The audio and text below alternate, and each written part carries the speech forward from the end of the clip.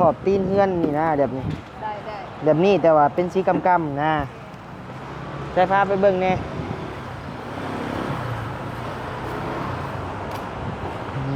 พี่น้องเลยโอ้ตรงสเปคแบบนี้จอแชนเท่าไหร่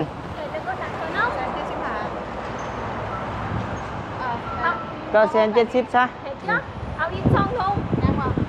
ได้ไปตัวแก้โอ้ไปแล้วว่าลงอีกรอบนึงนี่สีจะเข้มกว่านี้น้อยนึงพี่น้องเลยเนาะเดี๋ยวพี่น้องเลยเบื้องมันแจ้งพี่น้องเลยอยากออกแบบคอนบุรีแบบว่าสีแบบใดสีเข้มกับบ่เข้มสีอ่อนกับบ่อ่อนพี่น้องเลยเนาะพอดีงามเลยพี่น้องเลยตัดอ่ำพี่น้องเลยอันนี้ก็เป็นสีห้องพื้นสีขาวพี่น้องเลยเนาะสีห้องพื้นสีไทยแท้เลยพี่น้องสีไทยอันนี้แม่นสีลาวตัวนี้สีลาวในหลุมมันก็ได้ผสมน้ำก่อนผสมมาแล้วสีน้ำผสมน้ำแล้วนี่พี่น้องเลยทายลายไปแล้วทาไปแล้วแต่สั่งเลยงามอยู่งามบ่ทามันก็สตัดอยู่แต่ว่ามันสิเข้ากับเฮือนโมเดิร์นบ่ล่ะแต่ว่าเห็นคนใส่ลายอยู่ได้เดี๋ยวถามบอลี่ก่อนนะพี่น้องเนาะเดี๋ยวว่าจังไดเลยก็ถามพ่อแม่พี่น้อง FC นำแน่มันเป็นสีแบบนี้พี่น้องเอ้ยบัดนี้ถามแล้วอ่ะห้านได้เวียดน่ะสีนี้นี่สีนี่พี่น้องเอ้ยเบิ่งในกล้องมันอยากดำๆแต่ว่าเบิ่งตัวแท้มันอยากตะหมูเข้มๆหน้าพี่น้องเอ้ยขอบใจแม่เย็นขอบใจเด้อแม่เย็นแม่ใหญ่ใจดีแล้วก็ก่อนสิได้บ่ดังๆก็ขอขอบใจทั้งแม่กับเอื้อยหลายๆเด้อเนาะขอให้ทั้งแม่กับเอื้อยอยู่ดีมีแรงความเจ็บบ่ให้ได้ความไข่บ่ให้มีปรารถนาสิ่งใดขอให้ได้สิ่งนั้นสมความ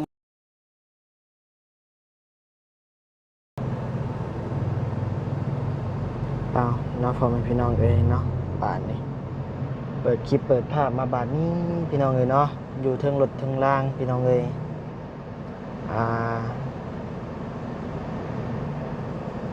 เปิดคลิปเปิดภาพมากับช่วงบ่ายๆเที่ยงเลยพี่น้องเด้อเนาะช่วงเที่ยง12 โมงช่วงพักเที่ยงนะพี่น้องเนาะเมื่อนี้ก็มาพบมาพอกับบานิวอีกแล้วอยู่เทิงรถเทิงล่างเด้อพี่น้องเด้อเนาะบานิวกำลังเดินทางมาพี่น้องเอ้ยเนาะห้านเอื้อยเวียดห้านงานยานเครื่องก่อสร้างพี่น้องเอ้ยจำนวนเครื่องก่อสร้างทุกชนิดพี่น้องเอ้ยเนาะห้านใหญ่อลังการแฮงพี่น้องเอ้ยเนาะทางบานิวก็สิมาซื้อนั่นพี่น้องเอ้ยเนาะซื้อสีพี่น้องเอ้ยเนาะซื้อสีห้องพื้นกับสีตกแต่งภายนอกแน่พี่น้องเอ้ยเนาะสีเท่ากำนี่แหละพี่น้องเอ้ยเนาะเพราะว่าวันนี้ปรึกษากับบอดี้สิซื้อมาตกแต่งภายนอกแน่พี่น้องเอ้ยเนาะเพราะว่ามันมีสีมีสันพี่น้องเอ้ยแล้วก็พอดีงบกับบอดี้ก็ยังเหลืออยู่ประมาณสี2 ถังพี่น้องเอ้ยเนาะจักสิพ่อบ่พ่อแหละพี่น้องเอ้ยเนาะต้องไปรอรุ่นรอชมไปนำกันนะพี่น้องเนาะก่อนอื่นนั้นวันนี้ก็ขอกราบทักทายสบายดีพ่อแม่พี่น้องหมดทุกคู่ทุกคนเด้อเนาะที่เข้ามารับชมคลิปบานิวโดยตลอดมาเนาะบานิวก็ขอบใจมาทุกท่านนะพี่น้องเนาะเอาพูดแล้วพี่น้องเอ้ยเนาะมีแต่เข้าไปเบิ่งไปชมนำกันพี่น้องเอ้ยเนาะมันสิเป็นสีหยัง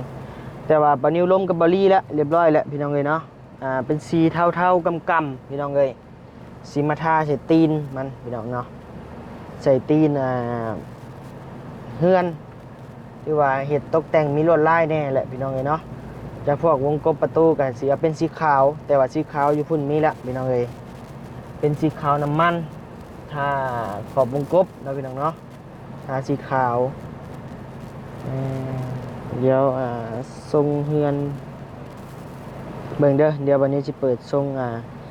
สีให้เบิ่งก่อนพี่น้องเอ้ยบ่มีเน็ตซ้ำบาดนี้เดี๋ยวมีแต่รอรุ่นรอชมนำกันนะพี่น้องเนาะสิเป็นสีหยังไปพี่น้องเอ้ยเนาะเข้าไปซื้อในห้างแล้วพุ่นแหละพี่น้องเอ้ยเนาะโดยไป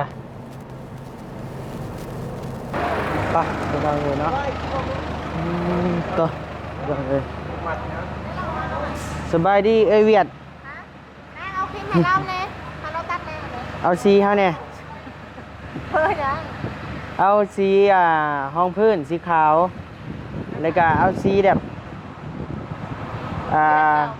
กำนะเอ้ยแบบนี่แบบสีเล็กนี่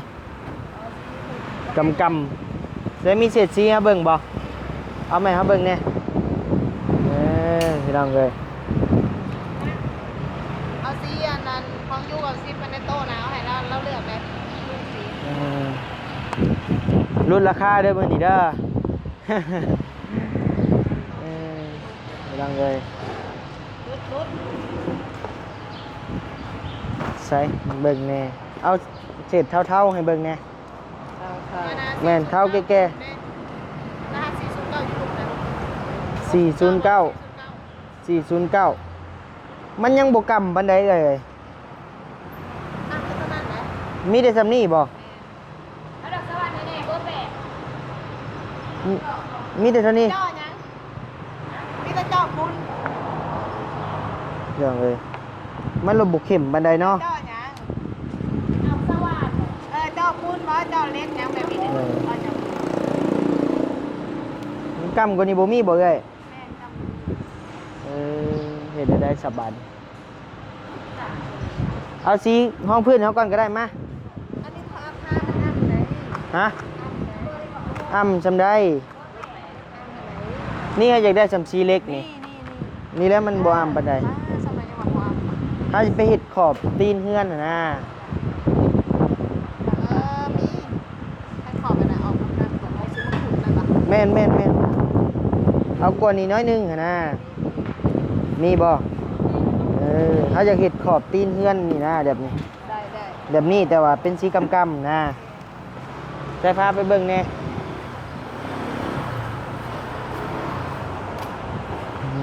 พี่น้องเลย ได้เลย ตรงสเปคแบบนี้แมนทางใหญ่เด้ช่ะเอาทางใหญ่บ่มีเอามันก็บ่พอเด้ เอาท้องมัน สีน้ำบ่ ครบหน้ามีเจ้ามาเราไม่ได้เพื่อนหรอ มันพี่น้องเลยพออยู่บ่ล่ะทางเท่าไหร่เอ่ย300,000ปลายทาง500บ่ฮอดบ่เบิ่งใหม่ก่อนมันอยากจำโพดบ่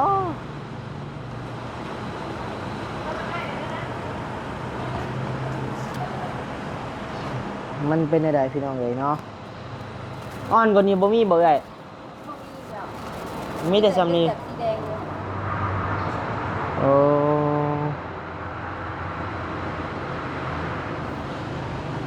บ่มีแบบตัวเพิ่นแกะให้เบิ่งบ่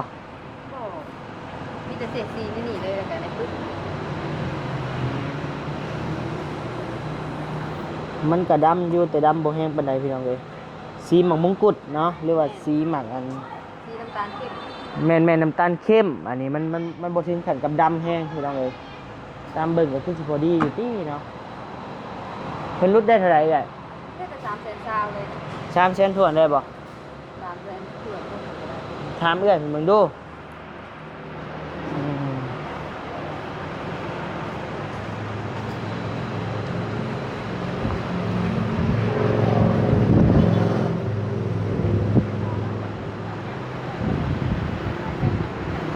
ได้ป่ะโอเคคือสเปคพี่น้องเลยเดี๋ยวเอาสกอตให้หน่อยเอ้ยนี่สกอตอันนี้นี่ตัวใหญ่มีป่ะพี่น้องเลยคนห่านแล้วก่อน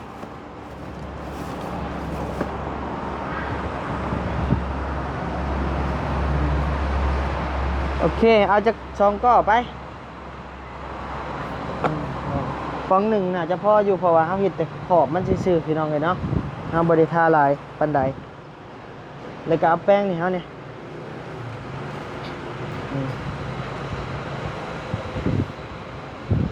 แล้วก็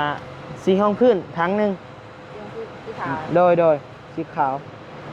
ถ้าไป บ่ตัวใหญ่เด้ ตัวใหญ่เลยว่ะ โดย ถ้าไปนอกไปไหน เอาภายนอกมันจังทน โอเค เอาภายนอกมาทาภายในมันจังทนพอสร้างแล้วพี่น้องเลยมันยังสิทนตื่มมันบ่ถึกแดดถึกฝนเนาะราคาก็สิแพงกว่าน้อยนึงทางเท่าไรเอ้ยห้องพื้นเอ้ย เพื่อนบอก น่ะทางใหญ่1,100แหละมื้อน่ะ900อ้าวยายอันนี้ให้ได้โดยเจอกับบ่าวนิ้วนี่ให้แล้วได้พี่น้องเลย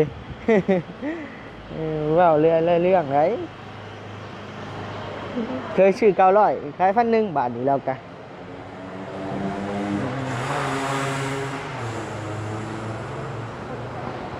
ใช้ห้ามได้อยู่บ่เจ้า พี่น้องเอ้ยเนาะเงินน้องสายฟ้าพี่น้องเอ้ย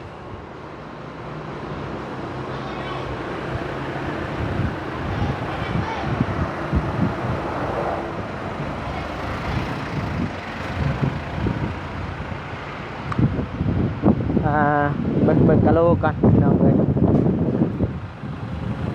ตัวนี่หมดเก่าของบัดนี้ซื้อมาเนี่ย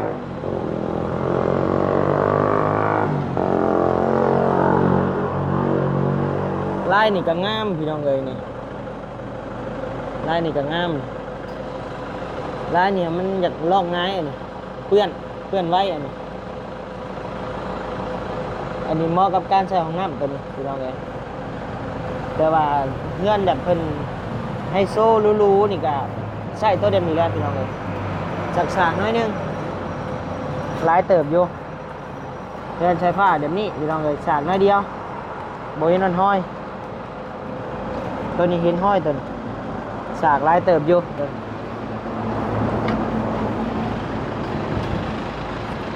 โอ้ยิงแก่งไขเลยแข็งแห้ง ได้ปะ แห้งๆโอเค เขาได้อยู่ปะ ได้อยู่บ่เจ้ามาคอยชิ้นย่อซอยปึ๊บเอ้ยดันกันไปในผู้เลยแห้งๆรถ ได้จะมีอะไรดี ฮะได้อยู่ใช้ทางน้อยดิโอ้ต้องไล่เงินก่อนเนาะเงินกีบเท่าไรได้ ได้เปิด นี่ ประตูเลย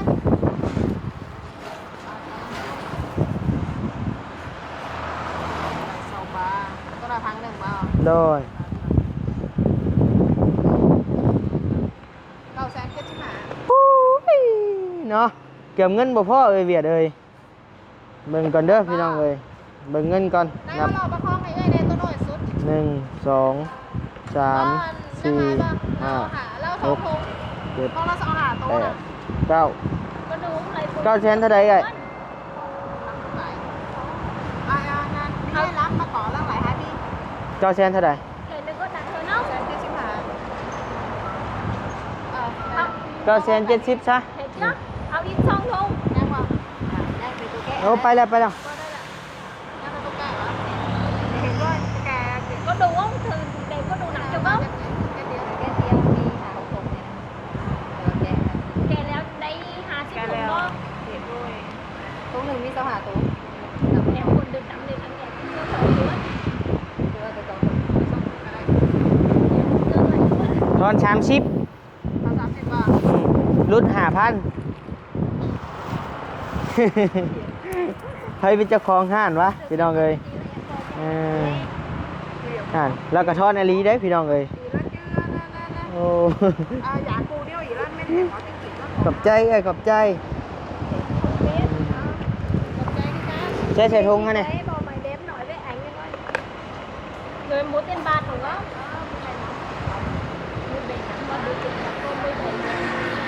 สีนี่เขาท่าโบราณเป็นไดพี่น้องเอ้ยอาจจะพออยู่เพราะว่าเขาท่าได้ขอบพื้นมันซื่อๆเนาะตกแต่งเล็กหน่อยตัวนี้เอาเลยบ่ซื้อลายมันเลือเสียได้พี่น้องเอ้ย เป็นเนาะ ไปอึ๊บอึ๊บไปเดี๋ยวไปพอกันอยู่เฮือนไฟฟ้าบ่แหละพี่น้องเอ้ยเนาะโดยบ๊ายบายปาโธพี่น้องเอ้ยเนาะมันกัดบ่แม่นว่าย่องได้พี่น้องเอ้ยเนาะมันก็คือเข้าหูเข้าตาอยู่ได้แหละพี่น้องเอ้ยสีอันนี้เนาะสีคอนบุรีพี่น้องเอ้ยเนาะปาโธพี่น้องเอ้ยคืออยู่พี่น้องเอ้ยแต่ว่าน่าจะยังบ่แล้วบันไดพี่น้องเอ้ยเนาะตามเบิ่งเนาะยังมีขาวๆอยู่น่าจะยังเหลืออีกลำหนึ่งบ่หรือสองลำก็งามพี่น้องเอ้ยเนาะสีก็ได้โธ่วงกบนี่วงกบนี่สิเป็นสีขาวเด้อพี่น้องเด้อเนาะยันหลายคนยังบ่ฮู้เนาะสิเป็นสีขาวบนนี้สีมาแล้วสีขาวน่ะพี่น้องเอ้ยทั้งอันนี้มันก็สิเป็นตัดขอบด้วยสีแบบอ่ำสีแบบเปลือกมังคุดนะพี่น้องเนาะประมาณนี้แหละอยากออกเท่าม่วงนิดๆพี่น้องเลยเนาะกันคือว่างามเนี่ยวันนี้ปรึกษากับเบาลี่แล้วพี่น้องเลยเบิ่งมุมใกล้ๆเด้อพี่น้องเด้อเนาะเบิ่งเจ้าของเงินเพิ่นอยู่ไสล่ะพี่น้องเลยจะต้องได้เก็บงานอยู่จักเล็กจักหน่อยนะพี่น้องเนาะเพราะว่าทางเทิงนี่สีมันจะเปื้อนแน่มันยังจะเปื้อนแน่นี่เดี๋ยวนี้ต้องได้เก็บงานเล็กๆน้อยๆพี่น้องเลยเนาะต้องเหลาเกียงขูดออกพี่น้องเลยหรือว่าในใดต้องรอเบิ่งทามพอสามเพิ่นก่อนเนาะเพิ่นอาจจะมีวิธีเพิ่นอยู่งามพี่น้องเลยเนาะมุมไกลเด้อพี่น้องเด้อหน่อยๆบัดนี้บ่มาว่านนี่ก็บ่ได้มาพี่น้องเอ้ยมาเห็นมื้อนี้แล้วเลยว่าซั่นเห็นคือว่าแล้วแต่ว่านนี่พุ่นว่าซั่นเนาะงาม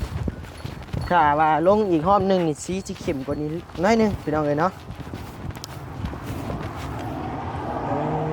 เด้พี่น้องเอ้ยเบื้องมันแจ้งพี่น้องเอ้ยอยากออกแบบคอนบุรีแบบว่าสีแบบใด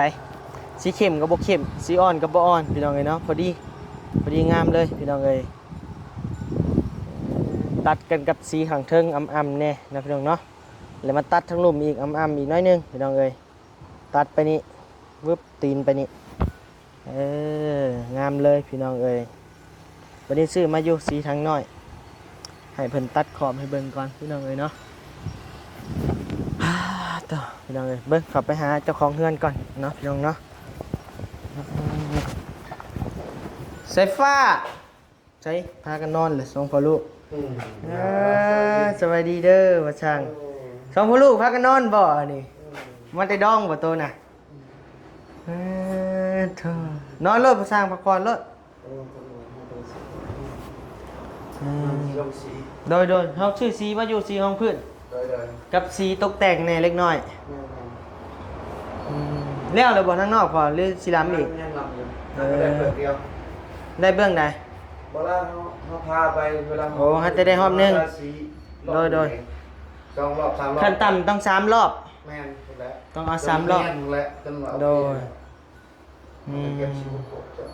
ก็ผัดลงแล้วประมาณ38 นาทีมา10 โมง ฮัจะมาฮอดบ่แม่สร้างยังบ่มาเสียฟ้าเอ้ยมาเบิ่งนี่ในไม้เนี่ยมาล้างถ้วยล้างบ่วงเด้เก็บเชิงซอย โดยเสียฟ้าไปเบิ่งนี่ในไม้เนี่ยไปเอายังมาให้นี่ปะ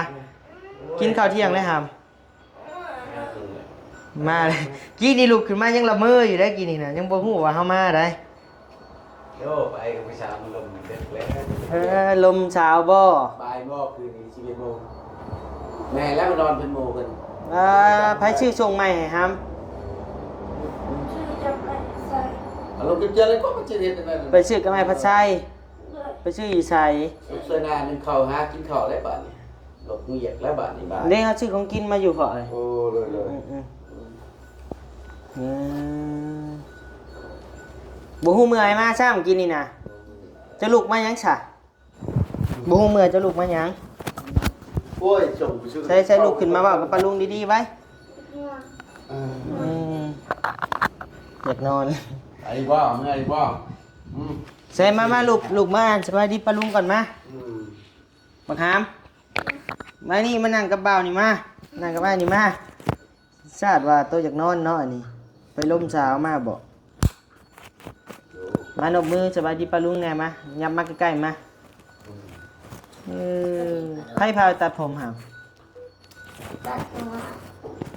ใครพาไปไอ้พัดชัยพาไปแต่มือใด ได้แล้วนั่นนี่ เมื่อกี้นี่ เลย เอ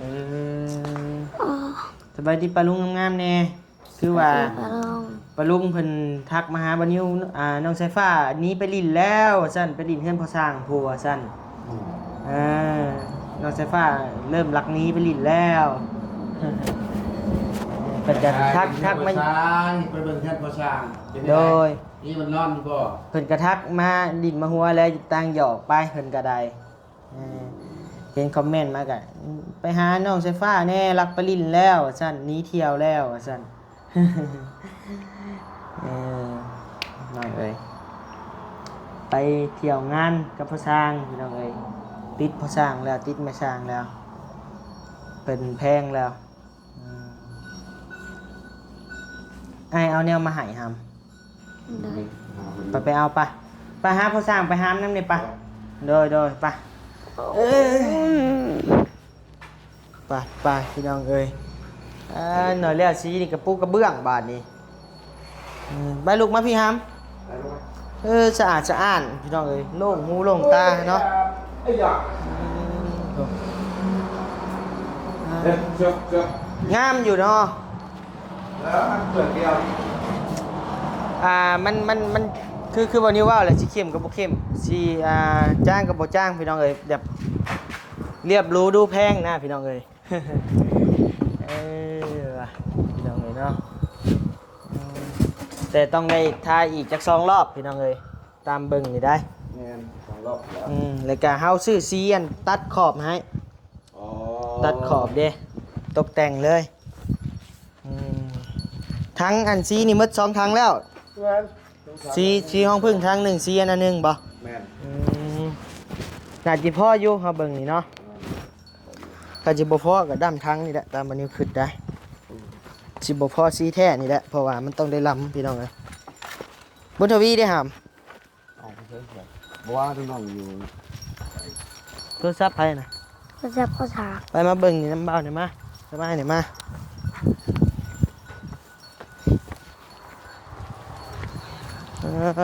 ต่อ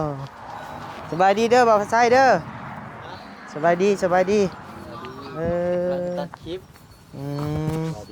กินข้าวกินน้ำแล้วบ่เจ้ากินนี่โดยและนี่สายฟ้าไอ้ซื้อซีมาให้เจ้าสายฟ้า เลย นี่ต้องเบิ่งงบน้ำบะดิ้วกับมดเนี่ยพี่น้องไอ้บ่ายนี่เนาะยังเหลือเล็กๆน้อย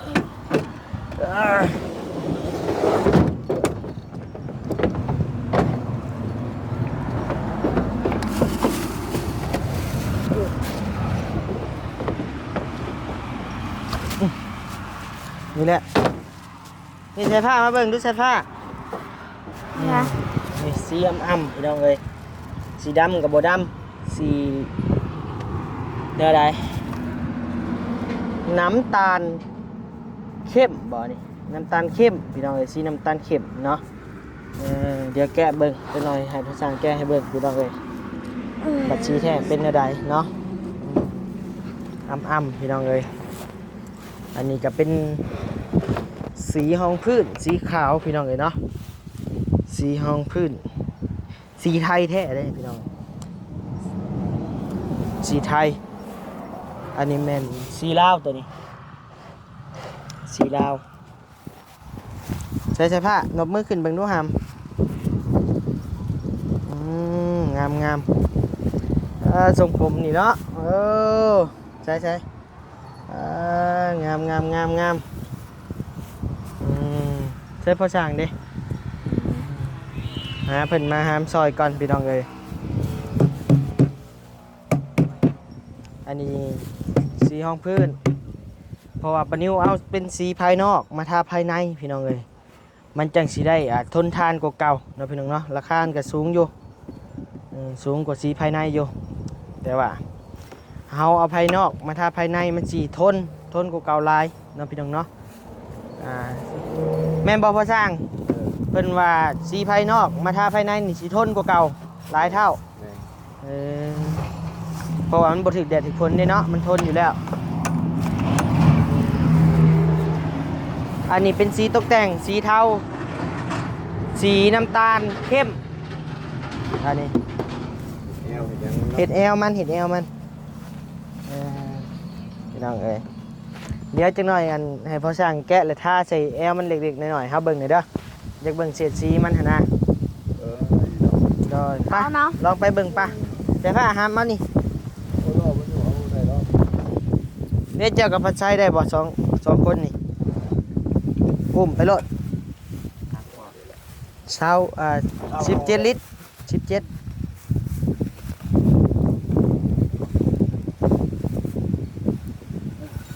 ป่ะเดี๋ยวเอาตัวนี้อันนี้เป็นสกอตพี่น้องเอ้ยครับแป้งมันเอามาเมียนตกแต่งนี่แหละพี่น้องเอ้ย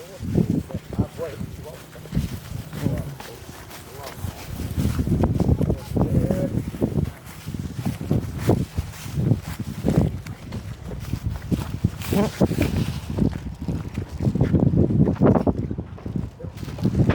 เคสีขาวตัวนี้แม่สีห้องพื้นสีขาว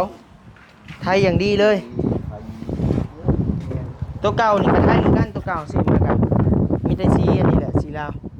ลองแกะเบิ่งดูพ่อช่างกัน ห้องพื้นทั้งสีแท้บ่อย ห้องพื้นตัวนี้ฮะ ห้องพื้นนั่นล่ะ แม่น สีแท้ยังไม่ซื้อ สียังสีแท้ นะ เด้สีแท้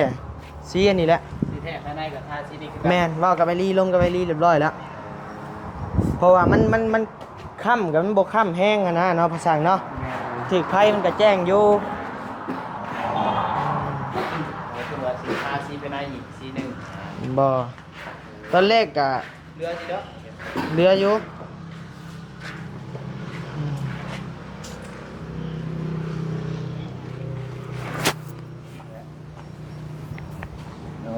ใช่อันนั้นบ่ซื้อมาบ่ อันยังเอาลูกกิ้งเก่าเป็นยัง ถ้ามันทาบ่ได้ เอามันเป็นยัง ทันมาเบิ่ง บ่ภาษาลูกกิ้งมันเป็นยัง มันก็เป็นรอยมันมาจากเนียนนะมันเป็นจุดมันเลย มันแข็งบ่ เอาบริษัทน้ำมันจะ เออบ่ได้แช่น้ำไว้บ่ เพราะแต่เจ้าวันก็คือว่ามันโดนมันจะขึ้นเท้า เปลี่ยนตัวใหม่เนาะเดี๋ยวมีแต่แลนไปซื้อจังหน่อยก็ได้หรือว่าเอาทาสีอันนี่ก่อนแล้วมื้ออื่นเนาะสิแลนซื้อให้ แกต้องไปใช้อีกแล้ว นะเอาก็ใส่ตัวเก่าไปก่อนไว้ห้องพื้น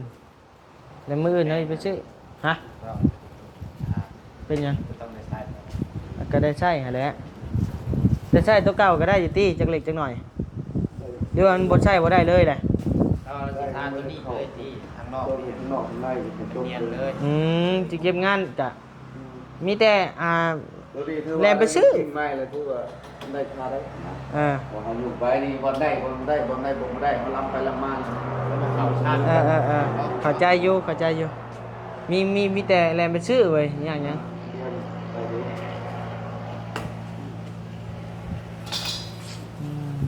งามพี่น้องเลยเนาะ นอน บ่ค่ำเกิน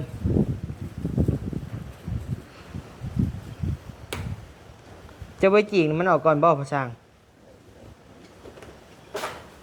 ไว้จีกขอบมันออกก่อนบ่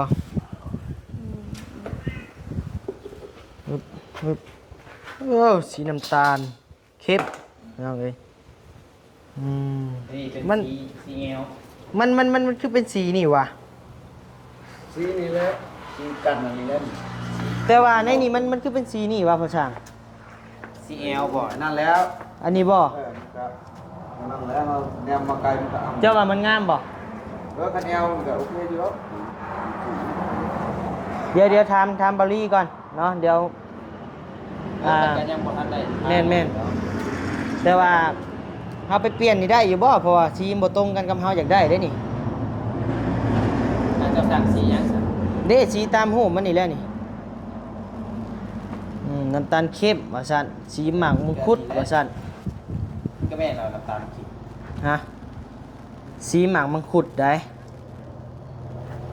งามอยู่บ่เลยพ่อช่างนี่มาทาใส่แอวมันนี่จักเล็กจักหน่อยนี่มาทาใส่ในหลุม อั มัน น นี้ นี่ บ่ได้ผสมน้ำบ่ตัวนี้ ผสมมาแล้ว กัน สีน้ ผสมน้ำแน่ ำก็งามอยู่เนาะ เฮ้ยไปละ เอาอย่ามันเก็บได้อยู่นี่ยังไง ได้ทายลายหมดแล้วมันสั่งสียังก่อน ฮะ สีนี้ เบิ่งเอาตามหูปเลยเราให้เบิ่งเอาตามหูปนี่สีสั่งเอาสีหยัง บ่ตัวจักได้ตัวจะว่าสียัง สีอยากได้ฮะสีอยากได้สีแบบอ่ำๆสีแบบเทาๆอ่ำๆนะ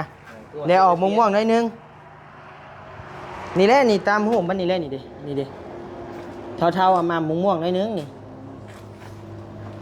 หรือว่าพ่อแม่พี่น้องมักบ่สีนี่เนาะหรือว่าแนวใดบ่ซั่นเขาก็เอาไปเปลี่ยน สีชักกะสีแล้ว สีเดียวกันเลยเด้เนาะสีสังกะสีมันเป็นสีตะหมูบ่ น้ำหมักหวานโอ้ย ดำอยู่ แม่นเลย แห้ง น้ำหมักหวานถ้าไปแล้วแท็กซี่มาเลยงามอยู่ งามบ่ ถ้ามันก็สตัดอยู่ ตัดอยู่แต่ว่ามันสิเข้ากับเมืองโมเดิร์นบ่ล่ะแต่ว่าเห็นคนใส่หลายอยู่ได้เดี๋ยวถามบรีก่อนเนาะพี่น้องเนาะผมเดี๋ยวว่าจังไดแล้วก็ถามพ่อแม่พี่น้อง FC นำแน่มันเป็นสีแบบนี้พี่น้องเอ้ยวันนี้ถามเราอ่ะห้านไอเวียดน่ะสีนี้นี่สีนี่พี่น้องเอ้ยเบิ่งในกล้องมันอยากดำๆแต่ว่าเบิ่งตัวแท้มันอยากตะหมูเข้มๆหน้าพี่น้องเอ้ยมีแต่ให้พ่อช่างเพิ่นไปซื้อลูกกิ้งแล้วก็มา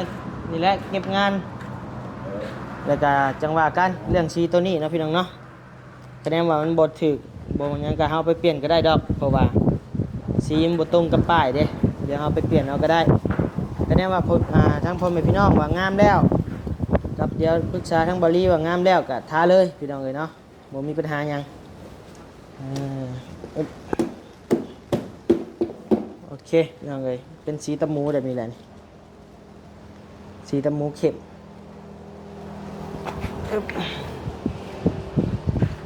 นี่แหละพ่อว่างามอยู่บ่พอเด็บสีนี่งามเนาะ เดี๋ยว คือกับตีนเงินสเตล ของกันแล้วมันเป็นสีเดียวเอาผ้านะของแนว โดย สีปัญญา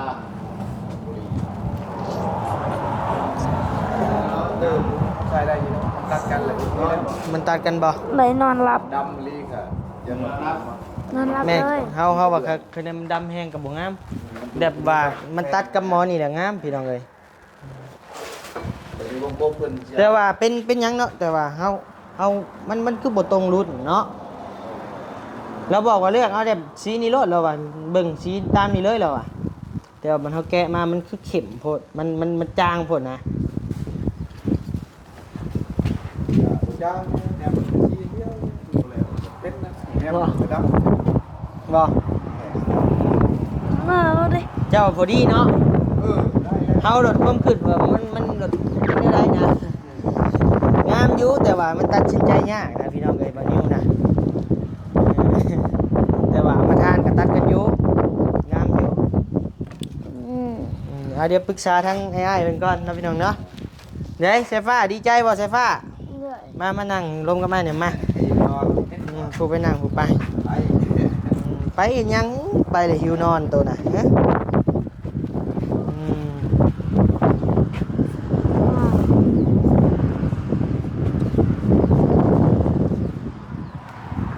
ไปเลยหิวนอนพี่น้องเอ้ยเนาะสบายดีอีกรอบหนึ่งเด้อพี่น้องเด้อเนาะหิวนอนบ่อามอยากนอนเลย ฮะอยากนอน นอนจักโมงคืนนี่ เก่งนอนไป ฮะ ตัวอย่างมีชุบแล้วมานอนนะ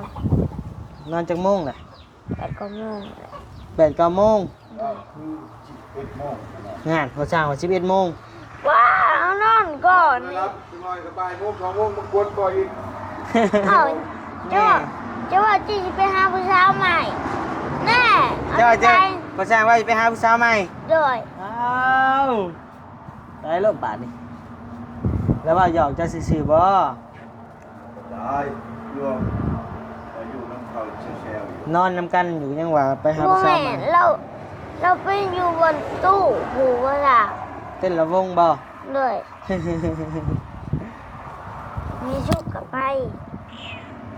เอาแล้วจะนอนยังไง